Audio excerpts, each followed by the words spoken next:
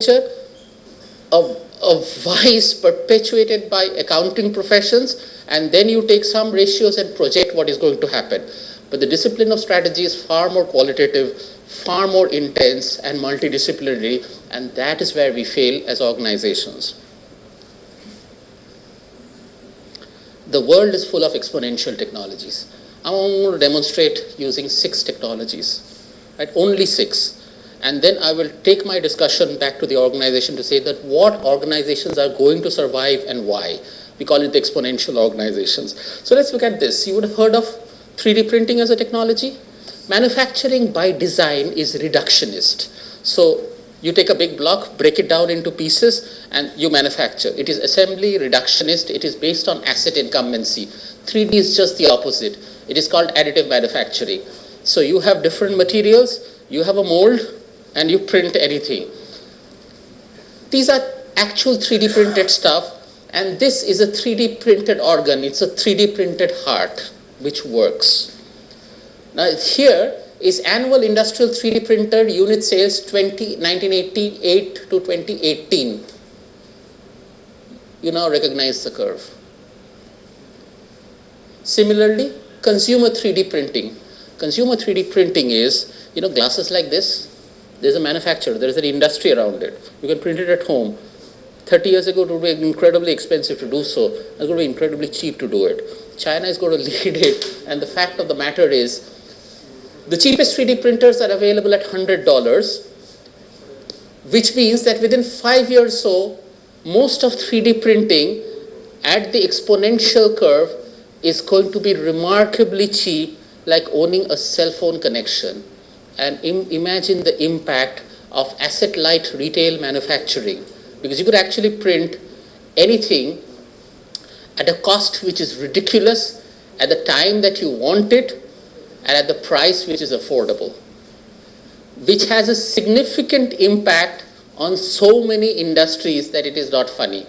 I remember the first time when we looked at 3D, and when I saw a keychain, it was printed in China, it was a perfect keychain. But it had cost 30,000 rupees to print that keychain. Now the same thing can come at 35. Now probably it's 120 bucks now. And you can buy a keychain at 35, but give it 3 years, it will come at even a price cheaper. So all of these manufacturers will go down by one technology.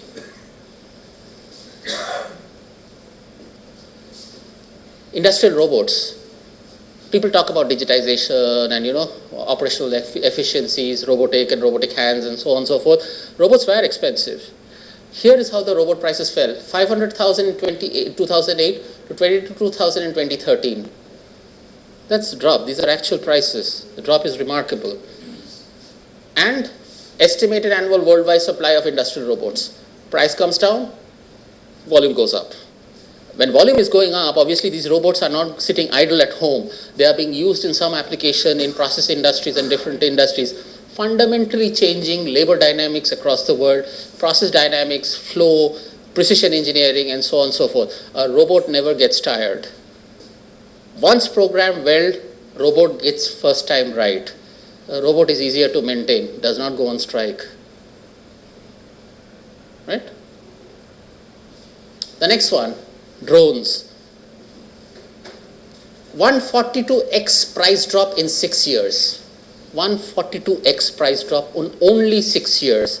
Industrial drones, commercial drones, personal drones. You can actually buy a drone in Amazon, and drones can give you delivery, logistics, retail, everything can be taken over. All outbound logistics can be taken over by drones. What does it do to those companies?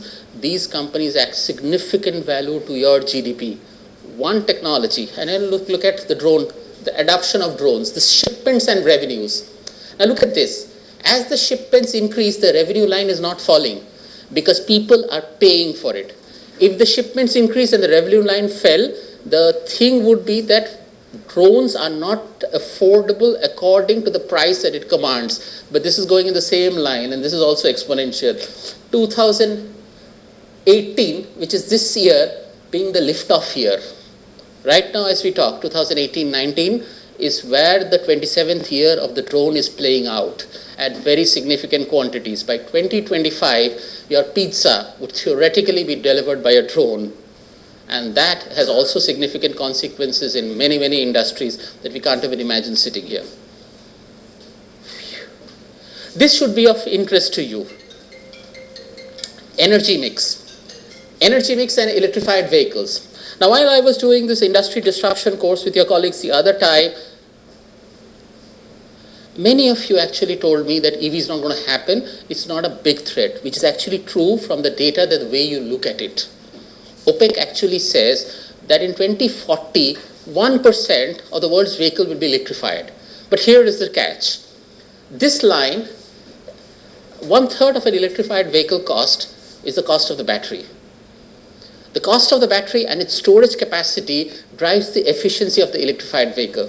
The price of the battery is falling from 1990, this is till 2020. Look at the steep fall. As this is falling, the efficiency of the electrified vehicle is increasing. Right?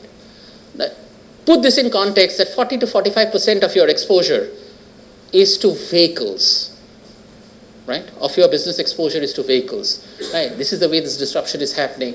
And this is the graph which says global electrical car sales revolution set to take off. And these are different lines. The top line, which is the rest of the world, like this is China. China is going to go electrified totally. Right? Top line is the rest of the world. Now you can take solace to say that the rest of the world line, which includes India and other Asia, is still small as per this graph. It is indeed small. But there are certain assumptions that make it small. Its assumption is that the battery prices will not follow beyond a point. Manufacturers will want super average revenues. And therefore, we can be happy saying that till 2040, Indian Oil does not stand a risk. That's actually not true. That's called deception logic. And let me try and explain that. I have a couple of slides on this and we will take you through that. But before that, the other factors that are impacting you called the energy mix. The average cost of energy in North America, solar, wind, nuclear, coal and gas, everything is coming down other than fossil fuel going up. Now when the energy prices fall, your storage capacity increases, electrified vehicles become subsidized by governments. These three factors collide. These are not only one exponential curve falling down. These three curves falling, which is putting a fundamental threat. And I will not go down this path right now, but I'll have two other slides to actually demonstrate to you what is going to happen to the oil and gas sector as we go on. But this is just a starter. You know, everybody has heard of autonomous vehicles. The reason autonomous vehicles is a reality today is because of a sensor called LIDAR.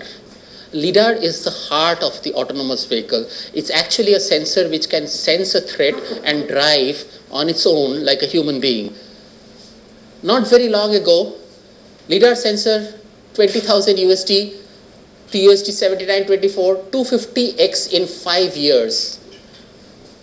250x drop in prices in 5 years, making autonomous vehicles or driverless car an absolute reality across globes. And look at the liftoff now. This is around 2020. Year of liftoff, we are only 1 year from the year of liftoff when this will gallop. There are other regulatory issues on autonomous vehicles which are being sorted out, but manufacturers have 3 different levels of autonomy, which is making the game even more interesting. Integrated, where companies sell the hardware and software as a single unit, the Google car project or the Waymo. Google bets big on autonomous vehicles. It's an integrated one. Then modular, sell pieces of AV technology. So you bundle in a regular car, you put it in and you go. This is the NVIDIA, Bosch and the Delphi. Self-made AV technology, which is General Motors and Uber. Even Ola is big on solar cars and autonomous tech with very little financial strength. All of this coming together is the seriousness of this threat across the world. Technology 6, biotech. You know, medicine in the world is based on physical symptoms. And prescriptive medicine is based on physical symptoms of a test done by a doctor at a point in time. There is something called genomics or gene sequencing. A few years ago, a gene sequence of a human body would cost $1 billion. Now the price has fallen to $1,000 which is 10,000x in 7 years. You can do a gene sequencing of a human being at $1,000. For that gene sequence to happen, we needed computational power of the highest level.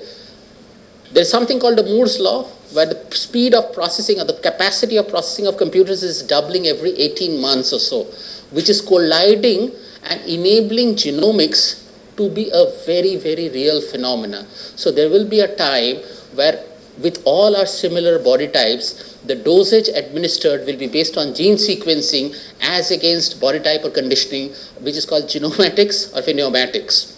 The point is, the entire world of healthcare is getting disrupted in a way which is described in this slide. What we don't probably know is the biggest impact on healthcare, the biggest investments in disruption on healthcare are coming from Google. While Google, we know about Google Drive, YouTube, that's the right side of Google, but Google's investments, the biggest investments, one is in autonomous vehicles, which is Waymo. The other investments are in Verily and Calico, which actually use big data and genomics to precisely tell you your ailment and prevent that ailment from happening. This phenomena is called personalized and preventive medicine as against reactive health. The world moved to reactive health, which was when the physical conditions led to a particular diagnosis of a physician, a condition has already happened. If I tell you from your gene sequencing that this is ought to happen, then I can take preventive and the health condition will never happen. Interestingly, this has very, very significant consequences on health financing. Health insurance, for instance. Now, how do you pay health? How do you buy health insurance? You fill up a form, then it has questions. Do you smoke or drink? How many times do you smoke or drink? Then there's a particular test given to you. That test is a physical test at a point in time on your vitals, and then a premium is created. But if I tell you that your gene sequencing and your propensity to heart attack, Google can actually tell you if it's going to happen, and your premium will come down if you have no such condition, and you will be charged more if you have a condition as against a flat fee. It completely changes the world of health insurance. And the biggest player of the world of health insurance are not the health insurance companies, which are the Cignas and Aetnas of the world. It is Amazon. Amazon's biggest bet was PillPack, which was a pharma company. In 2018, you heard of Berkshire Hathaway. Berkshire Hathaway, JP Morgan Chase, and Amazon had created a consortium to say, I will fundamentally change the way health insurance works and give you personalized insurance as against block insurance. And that will be totally personalized as against saying that because of a certain age type and a demographic, you'll be asked to pay this premium. The health insurance majors are not geared with this technology to come in. This happens because big data is exponential, genomics is exponential, and the prices have fallen so down that with the Google data and Amazon's reach, they combine to give you a very different world of insurance. What happens to Cigna and Aetna, which are multi-billion-dollar insurance companies who lead the world for 100 years of incumbency, is not known. Either they're going to transform themselves or they're going to be disrupted and they'll have no way to run. Moving on. There are organizations which have come up in the world, and this is based on the work done by the Singularity University. Singularity is not a university, it is a think tank. This book is called the Exponential Organization. The Exponential Organization is one whose output is disproportionately larger than its peers because they use the exponential curve to their advantage. Incumbent organizations fall victim to the exponential curve. Exponential organizations use exponential curves to create business model and disrupt people who are in incumbency. That's the difference. And we all know about Uber, Airbnb. Think about it. Airbnb has no incremental cost of entering any city. It has a digital platform. All that it needs is to bring in capacity. So what does Uber or Airbnb do? There is excess capacity of rooms in the world. It consolidates it, it plugs in the information through a platform and gives it to you at a very different rate and discount with the comfort. And then there is obviously a governance system, a rating system. If the property is bad, you get delisted and so on and so forth. But the point is, an exponential organization has no incremental costs of expansion. So after a point in time, Airbnb has created scale. It can go into Motihari or Champaran without any extent thing. For Taj hotels to even dream of going to Motihari or Champaran is an impossibility. So it has 10x impact without using physical assets. It uses information as an asset and exponential technology as a unique source of advantage. Same for Amazon. So EXOs are distinguished by their ability not to own assets or workforces and seeing an incremental return of the same. So EXOs do not own assets by definition. Let me give you some examples of EXOs. Business, classical business in the Keynesian model is based on scarcity.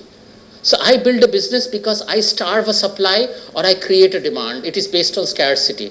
Exponential organizations are based on abundance. Information is abundant.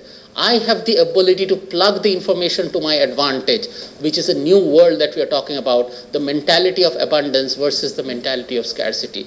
Because think about it, what do you guys do? You have incumbency of oil resources and assets. If I can lock it in, I create scarcity and a fictitious demand for other people for not being able to access that asset, and I milk it till perpetuity. And I can then create monopolies, oligopolies, and so on and so forth. And EXO does exactly the opposite. The second important factor is incumbent organizations own assets. The moment I own assets, I have to get a return on asset for a shareholder. And that I need to, for every increase or for every expansion, the accounting ROI logic comes in place. But here I use information which is available in the ubiquitous world, and I use information to create business models which are absolutely different and unique. So the world of economics and price performance ratios is moving away from the world of diminishing returns and marginal utilities that we would have studied in some class in economics to the world of increasing returns and disproportionate returns to people who can use it. The third factor is incumbent organizations have traditional organization structures, whether it's command and control, whether it's hierarchy, where information is suppressed and orders are given and people follow organization orders as per grades or ranks or structures and so on and so forth. EXOs are inverted organizations. They are platforms. They get value from orchestrating and collaborating, so they do not have structures like you guys do, and I will show you with an actual example. Now what I thought, while there are these three exponential organizations, have you ever seen this logo? That company is called Waze, and I'll explain why Waze is an EXO. Have you heard of Lending Club? Lending Club basically is a peer-to-peer lending platform. What does a bank do? Bank is an intermediary. It takes money, it lends, it makes money out of a spread. In a peer-to-peer lending platform is you have excess money, you put it in the lending platform, somebody else needs money, takes it, and it's like you rate the quality yourself. So the rating is done through machine learning and the quality of the asset is secure. So that spread is actually discounted by Lending Club, and Lending Club is now valued $1 billion. It's just a platform. It doesn't own branches. It has nothing. A time will come when retail banking will transform into peer-to-peer lending platforms where you don't have to go to the bank to lend. It's like you need money, you have an app, you just ask for it, you'll get it if your credit rating is there. It's like when you ride an Uber, you have a rating, right? You have your own rating and a driver rating. If it matches, you take it, otherwise not. This is that. Everybody talks about Uber. The Uber equivalent in China is called Didi. Didi is a $55 billion organization. And we know the business model. But the interesting thing, I'm going to talk about two EXOs. One is a company called Waze, and another is a gaming company called Supercell. Supercell, because my sons want to be gamers, so there is a reason behind it, and I'll explain it to you. Okay. All of us use Google Maps, right? I'll tell you how imperfect Google Maps are. Google acquired a company in 2013 called Waze. Right, and you can actually download the Waze right now, but don't do it right now. I'll show you how to do it. It was incorporated in 2006 in Israel. Now, what does Waze do which Google can't? Waze is a navigation platform which is a social media platform. Now, what happens in Google? If there is a road blockage, if there is a road closure, Google uses navigational technologies. You will never know. I was once in Kurla going round and round because of Jummah ka namaz. Every road was closed and Google could not tell me. So what Waze does is Waze is a community of people riding. So wherever you ride, you can put in these reports, which is traffic. It says police, where is the bad traffic cop? Very handy in India. Okay, where is the crash? Where is the hazard? Where is the map chart? Where is the map failing? All of this are reports that you can send as you ride Waze. Now I tested this. I put in, going to Nirlawn House in Worldly from my residence, and this is what Waze told me, that there is a traffic diversion 40 meters from your home, don't take this route. Right? Waze actually told me this. And Waze in India does not have so many subscribers. So to that extent, it's not so well prevalent. Now here is, this is the same route. Okay? Nirlawn House, which is a place in Worldly, where one of my clients is, same time of the day, two different maps, 1 hour, 5 minutes. This is Google Maps. Waze has 3 routes. It is 46 minutes to 55 minutes. The difference is what Google Maps doesn't know, Waze exactly knows real-time traffic pattern because you and me are putting it. And it is navigating through that traffic pattern to create and making it far more smarter than Google. So what is Waze doing? Depends upon somebody putting it. Yes, everybody does it actually. Everybody does it. That's the point. Because the millennial world, they want to share information. See, they tell you, this is 1 hour, 5 minutes, it is 46 minutes here, same route. Same, and it has a different route actually, 28 kilometers, where it is 31 kilometers. The point here is social behavior of sharing data, or the abundance mindset of the millennial is a very prevalent one, and people actually share data. I actually share, I've used Waze, so I actually, it's very nice. It's quite a brilliant experience. When you're driving through Waze, you can actually say this policeman is bad, and it will just spread over. People will avoid the route. The point is, the brilliance of Google is, in 2013, in 6 years of Waze, it bought over Waze for $1 billion. And Waze had 100 employees. 100 employee startup, $1 billion. Typical business logic would be kill Waze, but Google runs both. It says it gives you navigational choices. That is where it understands, where Google on this front uses classical navigational technologies. In the exponential world, it allows it to happen. It learns from Waze, and now incident reporting is being plugged back to Google Maps, which is the biggest feature of Waze. Over a period of time, Waze will be killed, but till such time it is not, Waze becomes stronger with every ride because people do share. And that is the beauty of Waze. It has a community of millions of people who share.